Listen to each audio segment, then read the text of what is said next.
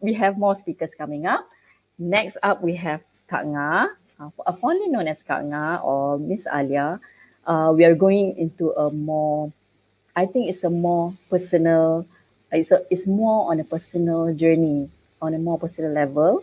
So without further ado, I would like to invite Kak Nga, the founder of AWAS Malaysia. And okay, guys, AWAS stands for Awareness Against Suicide. It is a space created to end stigma and to promote healing, okay? And it's for all individuals impacted by suicide.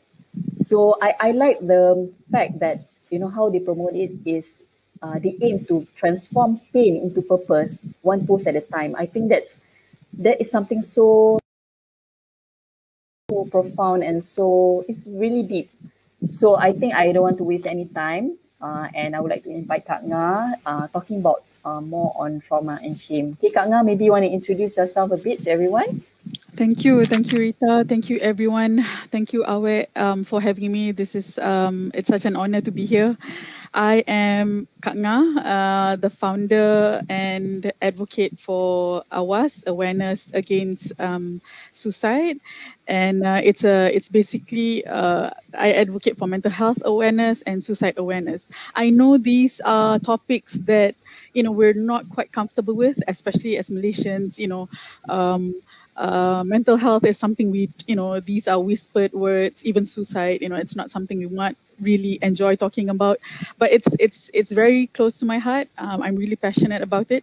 One, perhaps because my background is in psychology. A disclaimer, I'm not a psychologist, by the way. I used to be a mental health professional, but I quit my job and then no longer. And now, life has its way of making us, turning us into, God works in mysterious ways. So I'm back in this field now, not as a mental health professional, but I'm here to advocate for mental health and suicide awareness, simply because I am a suicide loss survivor.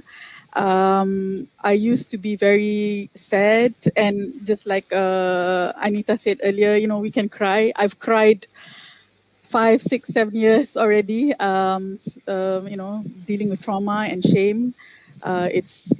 It was awful, but I guess it's already time now. 2019, I decided to go to see the doctor and get checked out, and it's because of the pain of suicide loss of a loved one, I developed anxiety, clinical anxiety we're talking about here, and also depression, But I feel like it's been a long journey, let me tell you. I've cried and I've been embarrassed and I've been guilty, hurt and in pain. But one thing for sure, why I'm here, why I feel like I should turn up today for everyone, for all the ladies, for everyone actually, it's to let everyone know that mental health is really important. It's not, we don't talk about suicide, we don't talk about our struggles very much, right? But it's something that it's absolutely necessary when it comes to trauma and shame.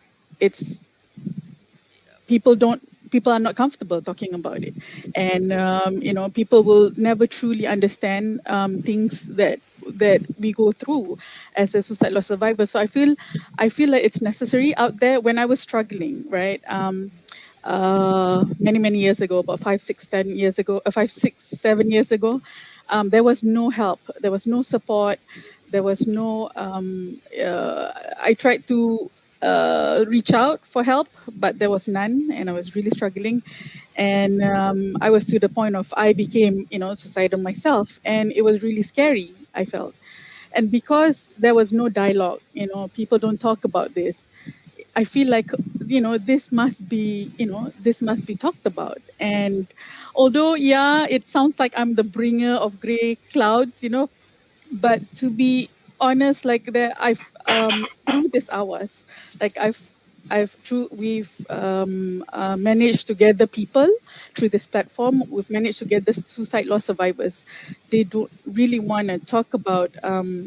Sometimes it's a support group, but people are sometimes I'm uncomfortable talking about it, but in a way, after a while, like, after setting up the group, after getting people, meeting up people, I'm trying to help people who are suicidal also, and all these things, it's it's such a journey. Even like a MCO, talk about MCO. Maybe we can't really say like okay, maybe we can say suicide loss is a trauma, right? But people who lost their jobs, like MCO, for instance, it's still a trauma. It's still a trauma. It's not for us to say, oh, or rape cases are trauma cases, but losing job is not trauma. People who are traumatized, even like LRT, people who were in the Yeah. accident recently, right? They too can be dealing with trauma. So, and the problem with trauma is once people are traumatized, they struggle, they feel shame, they feel embarrassed, because they feel like they cannot function sometimes, and so I feel like these are the things that we need to highlight and talk about and shed light upon, so um yeah, so that's what I do in hours. It's a long journey still. It's actually a platform, not an NGO, but we are trying to reach out, even international people who are in the suicide loss survivors in other countries are also reaching out to us and saying, thank you for your post and all that. So we are new. We just started 2019.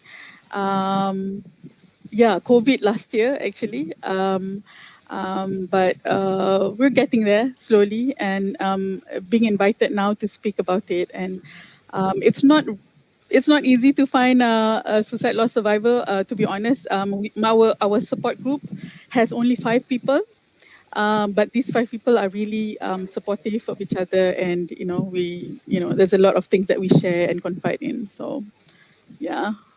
Right. For me, it's a really new subject. It's a really deep subject. I don't. Fortunately, I do not come from any of that background. So on a personal level, I wouldn't feel how you feel. So Right. is it why is this the reason why people feel that it's hard to reach out, or they feel it's like a taboo subject, or it's just a stigma that people just judge or jump to conclusion before they even reach out. So I think it's not easy from your side. I know it's not easy from your side either, because again, mental resilience, you need to you go through that trauma, you go through that shame, and to stay sane or to stay strong, you need to True. have that mental resilience, right? So True. from your own experience, can we actually see the signs of trauma someone is going through, and how actually do we assist them, in the earliest stages? Okay, Rita, look at me. Chomela. Cute. Can you tell if I'm a suicide loss survivor or a trauma survivor? No No, one I can tell, can't. right? Right. Yeah, it's the same as any other survivors, be it sexual assault, be it um, uh, whatever kind of things that people go through. You can't tell really. Um, from the face, you can't tell. There's no signs. People just go on. To be honest, for a long time, I pretended like I was okay. A long, long time. I was even running business. I opened up a cafe in Tamanton, by the way, not too far from you guys, I guess. Yeah, I opened up a cafe. I was running the cafe for almost 5 years, and I was doing fine. I worked myself. I worked really hard that I didn't have time to worry or cry, to cry too Too much. much. I'll Yeah. cry in the bedroom or whatever, but I don't spend too much time thinking about it, right? But yeah, life goes on. I pretended and all that. But after a while, when another grief hits, that's the time when this whole thing, it erupted like a volcano, and I feel it's also the same. I cannot speak for everyone. I feel, I'm sure trauma, you can't see the signs. It doesn't say on the face or on the forehead, but one thing for sure is if it has developed into anxiety, into a mental health condition or mental health disorders, that's when you can pick up. But then, even though people, let's say people struggle with sleep, some of the symptoms of trauma, trouble with sleep, flashbacks, um, they cannot sleep, they cannot concentrate, they cannot focus at work, marah-marah, anger issues, or all these things. But still, you can't identify, you can't say it's trauma. Only that person will know that, whatever the things that they are going through and all that, right? So the point is here is to reach out. It's okay to. It's not like Anita said earlier, right? It's okay to cry. It's okay to not be okay. Especially during MCO right now, 3.0, I feel a lot of people are not okay. And it's okay to not be okay. I don't have the answers. Awas, befrienders, your psychiatrist, your therapist, no one has the answers to your questions, to your dilemma, but sometimes we just have to go through it, and knowing that other people are with us, or knowing that all you ladies are, supporting, are behind us, knowing that you have a support system, your family, whoever. You need to identify these people, right? So it's very important to know the signs, even though you don't see the signs of trauma. But it's important to know, what are the things that, if you are not functioning anymore, that's the time when you need to reach out for help, or start a dance class or breathing class or whatever, but reach out. That's the most important thing, I feel. Yeah. Right, right. Okay, since we are in the AWEK platform, Hmm. Absolute Women Empowerment, I'm just curious that, is there any difference between ladies and men's level of trauma or shame? I mean, it's just, yeah, Okay, to be honest, I feel like I think Malaysians, I can't speak for everyone, but I think we all have this thing about boys cannot cry, boys must man up, right? Boys shouldn't be showing emotions. Sometimes it's okay for boys to be violent, but not okay to be emotional. We have this kind of notion, right? I think even among Malaysians, whatever race, but it is a problem, I feel, for men, because it's harder for them to express themselves, and because of that, women, I feel, must play our roles too. We can't tell, as moms, right? I'm a mom of two. We can't tell our boys, or we can't tell our siblings, oh, man up, don't cry, you shouldn't cry, and things like that. We have to be the support system, right? And get them to express and help them to express. It's okay for men to cry. It's okay if it's okay for girls to cry. It's also okay for men to cry. We are all humans after all, right? So yeah.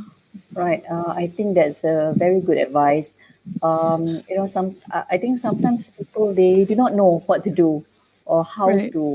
how to reach out. But I think coming from yourself, it sounds that, it seems that all of us, sometimes we just need to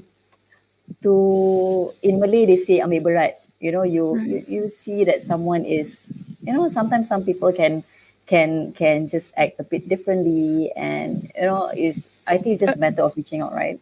Tapi Rita, let me share with you. I had to learn it the hard way, unfortunately. Even though I'm a psychology background, kononnya, um, the signs, I saw my loved one struggling, emotionally and all that.